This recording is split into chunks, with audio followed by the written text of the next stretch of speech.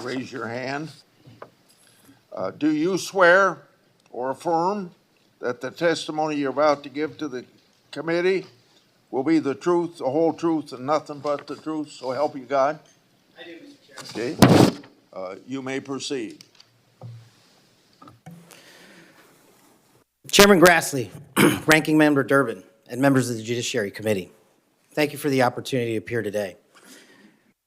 I must start with a word of prayer for the tragic accident that befell our nation last night, where we lost civilians and service members. I pray for their families. I pray for law enforcement and military personnel, and I pray for their souls, and hopefully God will find them peace in the near future.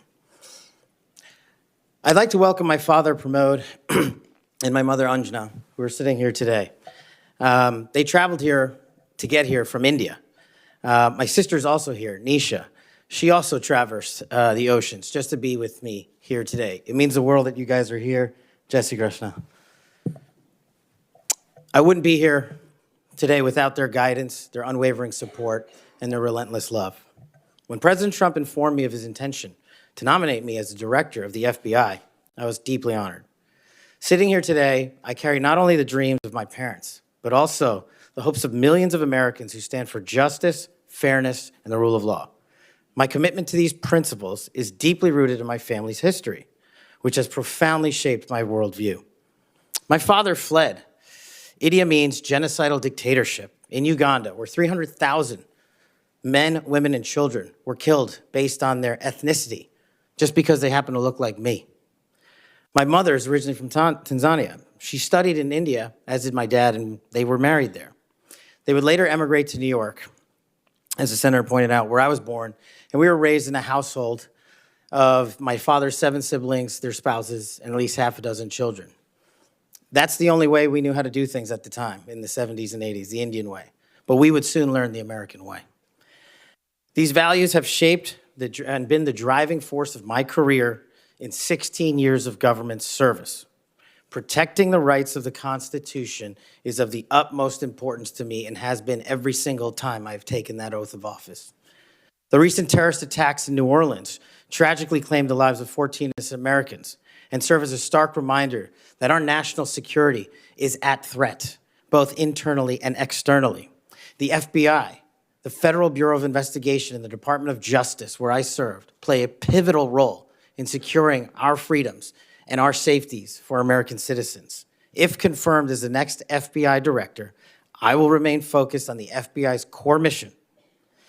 That is to investigate fully wherever there is a constitutional factual basis to do so, and to never make a prosecutorial decision that is solely the providence of the Department of Justice and the Attorney General. For the first 8 years after law school, I served as a public defender, first for Miami-Dade County and later for the Southern District of Florida. During that time, I represented some pretty awful human beings, charged with some pretty heinous crimes. But what I learned there was the core value that has been enshrined in me since, that due process must be provided without bias to all Americans. And if we cannot provide due process to the worst, then there can be no due process for anyone, and our constitutional republic fails. But I battled on that hill for that due process. I would later serve in the Obama Justice Department as a terrorism prosecutor in the National Security Division, where we successfully contributed to the prosecution of terrorist organizations like Al-Qaeda, Al-Shabaab, and others. I was honored to receive the 2017 Assistant Attorney General's Award from Loretta Lynch for my work in helping the Ugandans bring members of Al-Shabaab to justice for murdering 74 innocent people, including an American. I would also receive the Human Intelligence Award from the intelligence community for related work on that mission. My experiences at the National Security Division and would later be followed by my experiences on the National Security Council as Senior Director for Counterterrorism, and later as the Deputy Director of National Intelligence, responsible for the production, creation, and promulgation of the Presidential Daily Briefing, our nation's most sensitive classified information and secrets to protect our country.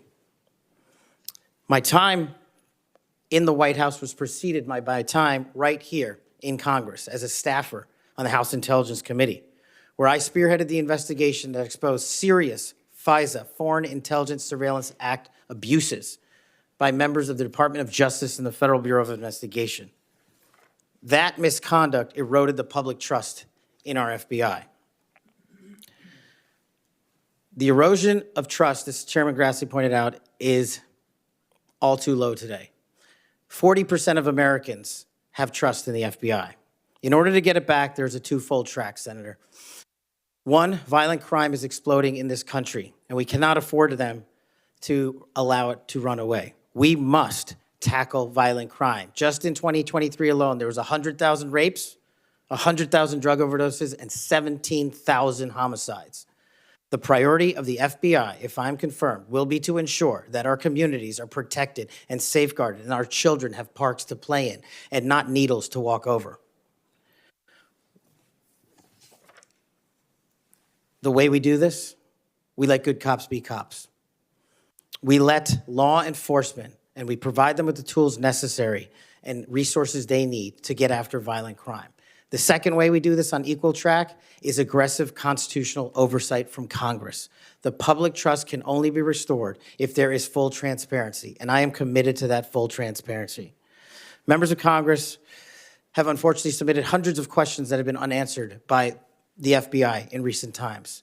That will not occur if I am confirmed.